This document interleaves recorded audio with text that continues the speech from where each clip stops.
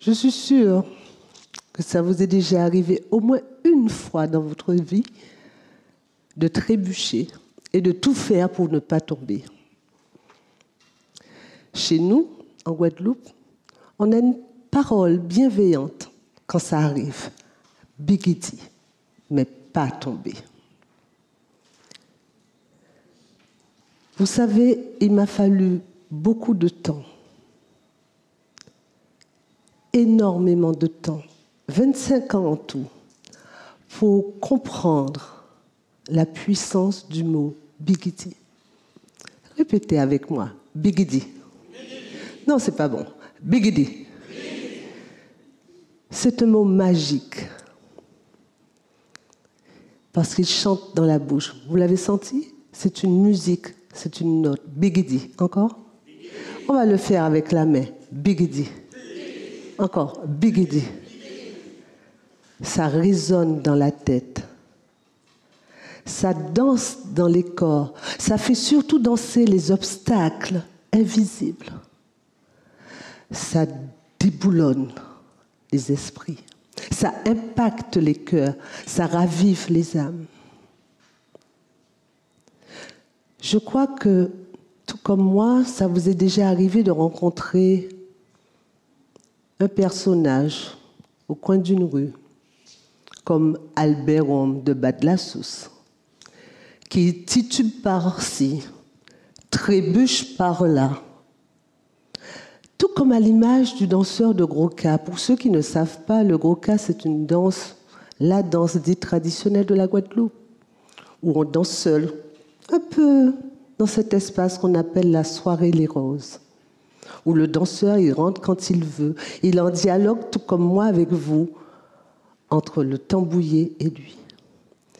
Et on pourrait dire que le danseur de Gros-Cas, particulièrement le danseur de Les Roses, est à l'image de cet homme sourd. Mais si on s'attarde un instant sur cette danse, mais surtout fermons les yeux et imaginons que nous sommes un étranger, qu'on arrive dans ce pays, on tombe dans une soirée Les Roses, on voit...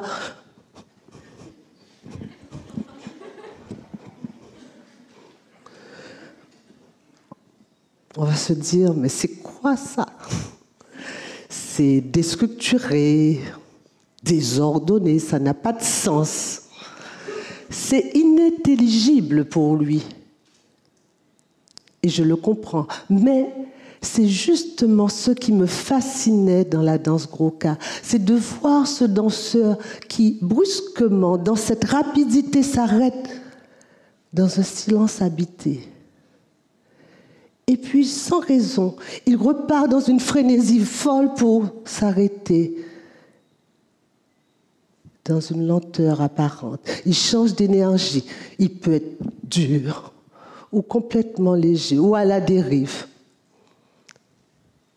J'étais convaincue, vous savez, intuitivement, mon petit cœur me disait que cette danse en désordre, en apparence, devait avoir un sens beaucoup plus profond que cela. Un peu comme Timalo, quand je suis allée chercher, il n'y avait rien.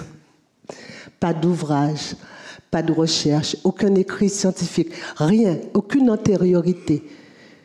Il fallait que je prenne la décision de suivre mon instinct et de regarder ce corps dansant, juste en observation, et de l'étudier pendant plus de 15 ans seul. À l'observer, à le décrypter pour comprendre, parce que j'étais convaincue, non seulement que cette danse-là voulait dire quelque chose, parce que je vous rappelle,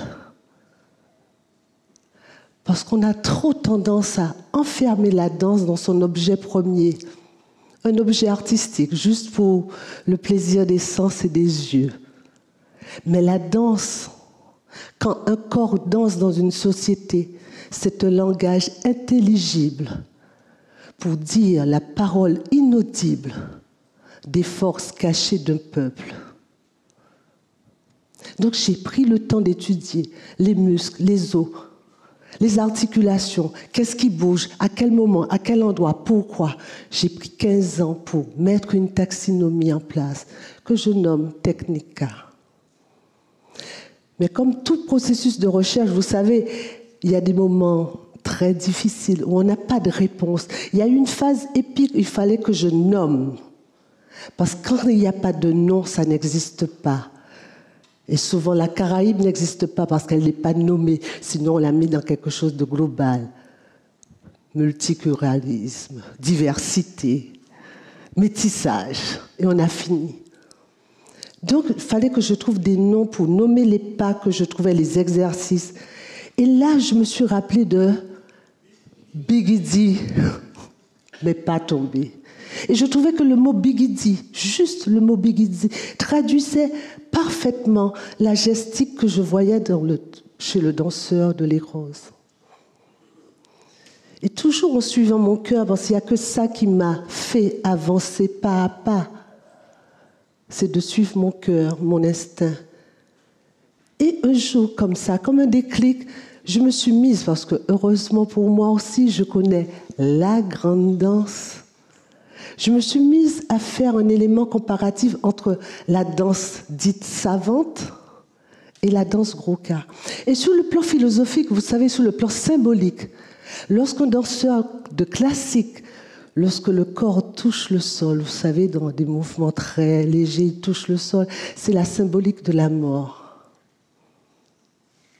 Mais lorsque je regardais mon fameux danseur de Les Roses, je le voyais trébucher à la limite de tomber. Mais comme par miracle, il ne tombe jamais. Il ne touche jamais le sol. Je dis, mais c'est la symbolique de la vie. Ça veut dire, plus il est en déséquilibre, plus il est en adaptation permanente. Quand j'observais ce corps dansant, je me rendais compte, il ne tombe jamais. Pourquoi?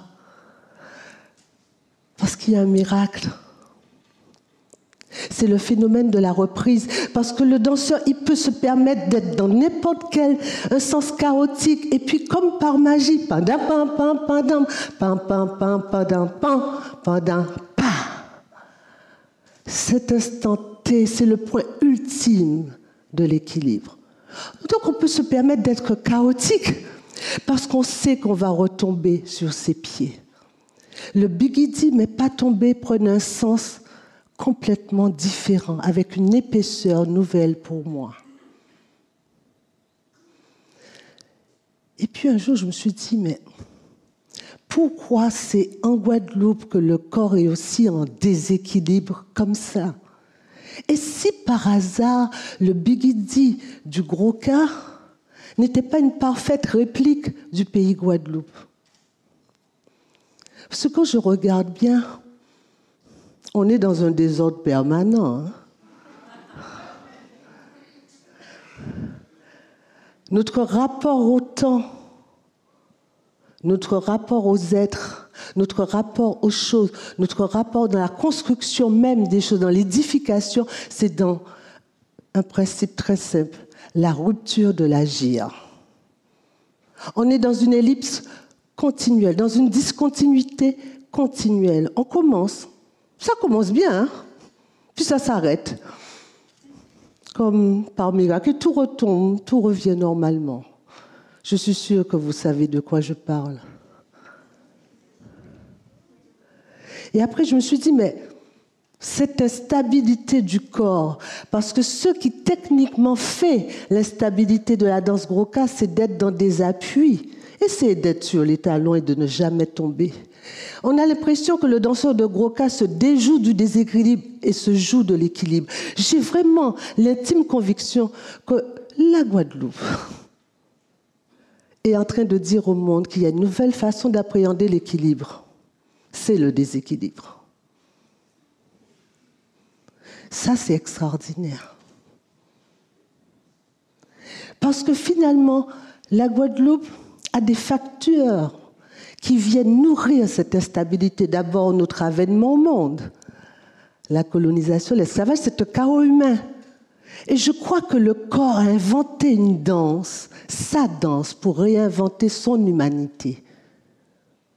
Il a dû être en déséquilibre parce que l'esclavage a été un déséquilibre. Il a dû s'adapter. Mais il y a aussi l'espace. Tout comme le danseur de Goka qui danse tout seul dans ce pays, dans cet archipel. Chaque Lilette, c'est un pays. Désirade, c'est un pays. Marie-Galante, c'est un pays. Terre de Haut, c'est un pays. Terre de Bas, c'est un pays. Mais il y a aussi les facteurs de la nature. Tout vient de l'imprévisible. Le cyclone, le séisme, le volcan, les raz-de-marée. C'est comme si les Guadeloupéens avaient inconsciemment intégré qu'ils vivent dans un espace imprévisible. Donc, à la limite, c'est normal que lorsque je faisais mes cours de technique K en Guadeloupe, que naturellement, on soit dans le déséquilibre. Mais je me suis dit, ce serait intéressant de vérifier le mot bigidi sur des corps étrangers. Donc, quand j'allais à l'étranger, je me retrouvais avec des Japonais, des Italiens, des Américains, des Africains, des Caribéens. Et je leur disais de danser la musicalité du mot bigidi, sans expliquer qu'est-ce que ça veut dire en créole, ni que ça vient du gros cas, bigidi. Et j'étais à chaque fois impressionnée de voir que ces danseurs étrangers, complètement absents de la culture Ka, reproduisaient bigidi.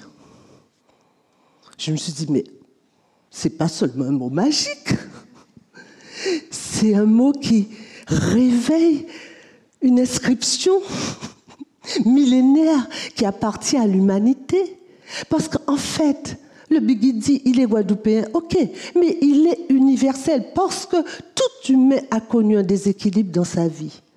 Il n'y a aucun humain sur cette terre, sauf peut-être celui qui voit, qui entend les couleurs.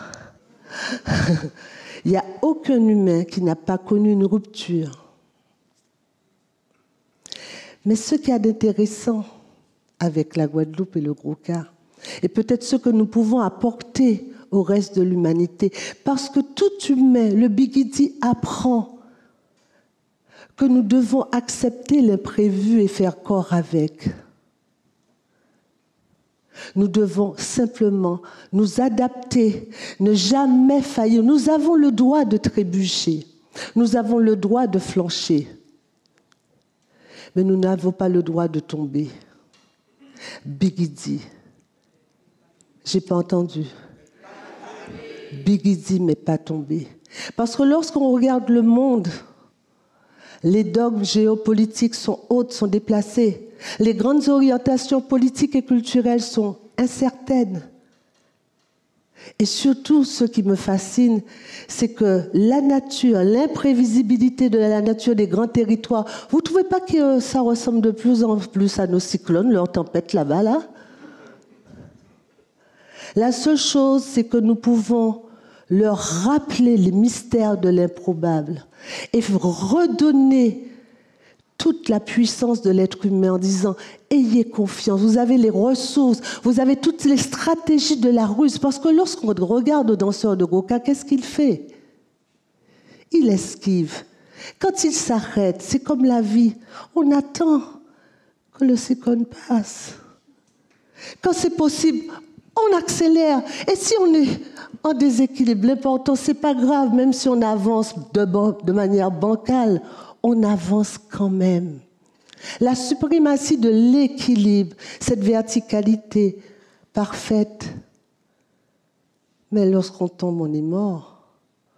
Il vaut mieux être avancé sur un sable mouvant, être toujours dans une dynamique de rebondissement.